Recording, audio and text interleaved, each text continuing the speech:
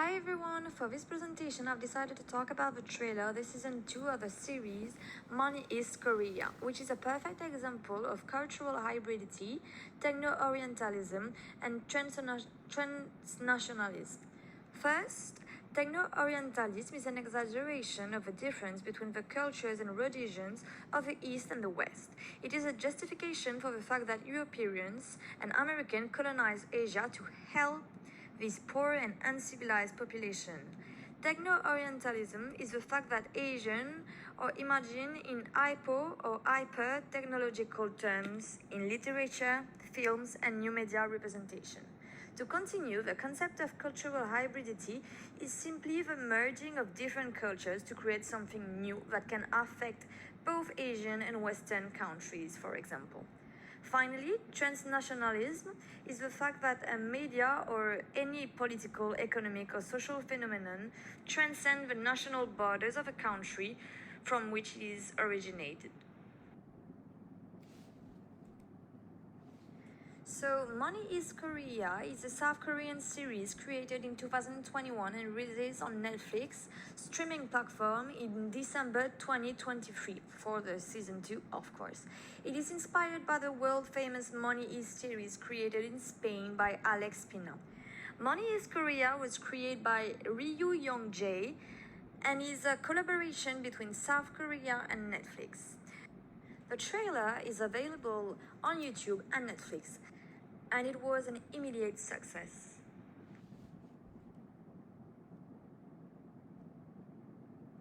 Now I'm going to explain why I chose the trailer of Money is Korea Season 2.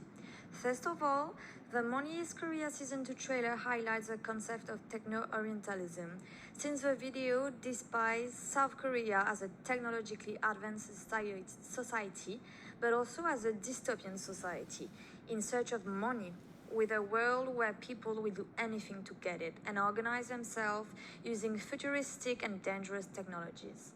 What's more, the series' protagonists are portrayed according to stereotypes associated with techno-orientalism, with a highly intelligent and almost Machiavellian professor, an unrivaled connoisseur of technology who doesn't stick his neck out and use needy youngest person to do his dirty work for him, and the pretty young woman who fits perfectly into the stereotypes of a perfect Korean woman. All of this reinforce Western perception of Asia as a hotbed of dangerous new technologies, with people completely stereotyped in their image of Asian. Secondly, the trailer also perfectly illustrates the concept of cultural hybridity, thanks to its blends of traditional Asian and Korean cultures, such as the language in which the character speaks, of course Korean, but also the typical Korean monument and house that you can see everywhere during the trailer. And don't forget the way that the civilians are dressed, also in a typical Korean way. The trailer also incorporated universal themes, first and furthermore, of course, simply the name of the series, Money Is, which is basically a Spanish series, but also because of the subtitle War in English, which is the most widely spoken language in the world. But the trailer also touches on themes that everyone can relate to and understand, such as survival, betrayal, and courage, all of which have been well integrated into a cultural context that is unique to South Korea. In this way, the trailer appeals to audiences around the world while retaining an authentic South Korean identity. Finally, the trailer is a perfect illustration of the concept of transnationalism, since it has transcended the borders of its countries, which is Korea. Firstly, through its broadcast on YouTube via the official Netflix account, which is an international streaming platform, but also through its universal appeal and its ability to transcend linguistic and cultural barriers by incorporating issues that affect all audiences, which reinforce its transnational character. In the article A Real Fantasy, Hybridity, Korean Drama and Pop Cosmopolitans, we understand that, like the K-dramas, the Money is Korea series and its trailers have aroused great interest among Western viewers because of its captivating plots, universal themes, and of course the title, which is Money Is. The trailer managed to attract attention beyond the borders of South Korea, demonstrating the growing interest of Western audiences in Asian film production. According to Lee, K-drama influenced the identity and perception of Western audiences, and Money is Korea has also had an impact on its international audiences thanks to its social themes, which can make viewers reflect on their own societies and help them understand the reality of the world. This article also explained the crucial role of transnational media fandom, which, with Money Season 2 trailer, for example, has succeeded in creating a global community of fans who interact via social networks and discuss about the trailer with other international communities. This connection further strengthened the power of Asian media and their ability to influence the cultural identities of Western viewers.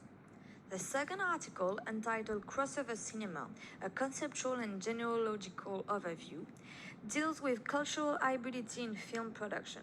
The trailer for the series Money is Korea Season 2 can indeed be considered as crossover cinema since, as we have already explained, it transcends cultural boundaries. But thanks to this article, we can add that it transcends them right from its conceptualization and productions, since the series was created by a collaboration between an international streaming platform, which is Netflix, and South Korean creators, which further prove the hybrid nature of this series and this trailer, and therefore its ability to reach a wide global audiences. Furthermore, according to Korana, to achieve this, it is essential to rethink the traditional categories of cinema.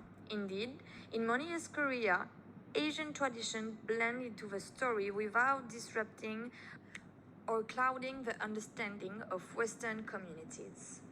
To continue, the article Netflix, the Digital West in Asia, New Models, Challenge and Collaborations talk about the presence of Netflix, the Western streaming platform, in Asia. This presence allows wider access to Asian productions, in our case South Korean productions, with Money is Korea, which therefore promote exposure beyond South Korea's borders and thus reach an international audiences. According to Huang and Chick, Netflix presence in Asia could jeopardize other local platforms. Money is Korea has raised many questions on this subject, since it has had an impact on local media industries, opening new doors for Korean artists, but closing others for Korean streaming platforms, which are unable to keep pace with Netflix. Finally, in the latest reading from Attic and Bulge, we understand that digital has shaped Asia and continues to do so.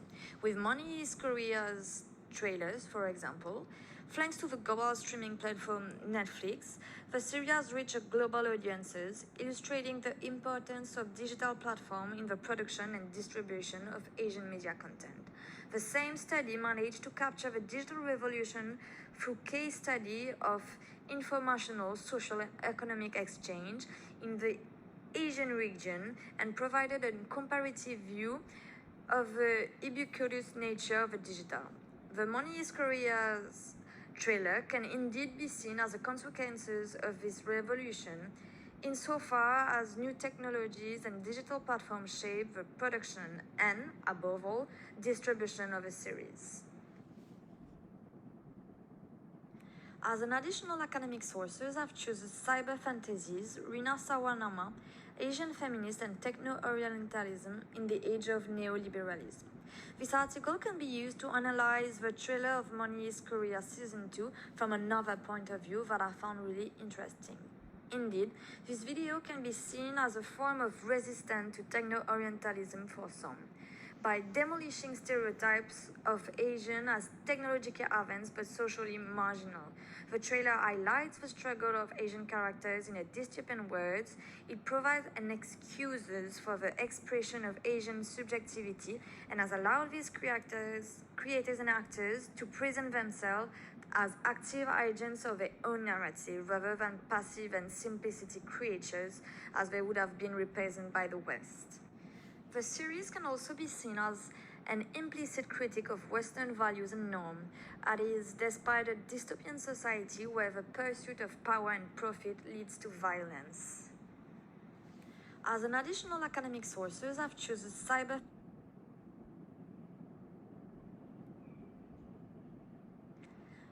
The trailer of Money is Korea Season 2 has been a worldwide success since it released on Netflix and YouTube. Viewers have been raving about the plot, the suspense, the well-orchestrated twists and turns, and the fact that the two Korea are once again one and the same country in the series.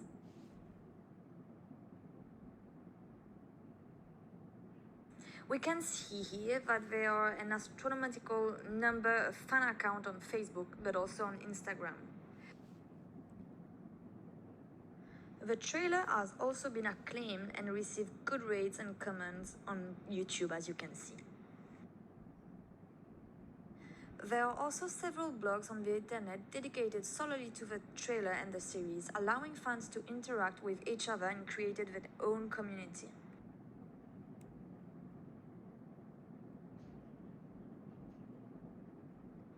On the TikTok social network, a huge number of videos about the trailer have been created, and the comments show that the people who interact with content are mainly English, Spanish, French, and Korean, so they come all from all over the world. In South Korea and Asia in general, the trailer has also been praised, not only for its direct references to South Korea, but also for the scenarios and choice of actors. In conclusion, the Money is Korea Season 2 trailer is a perfect example of how contemporary Asian media captivate global audiences. It highlights the importance of Asian production on the international media scene, while retaining cultural and social nuances specific to South Korea.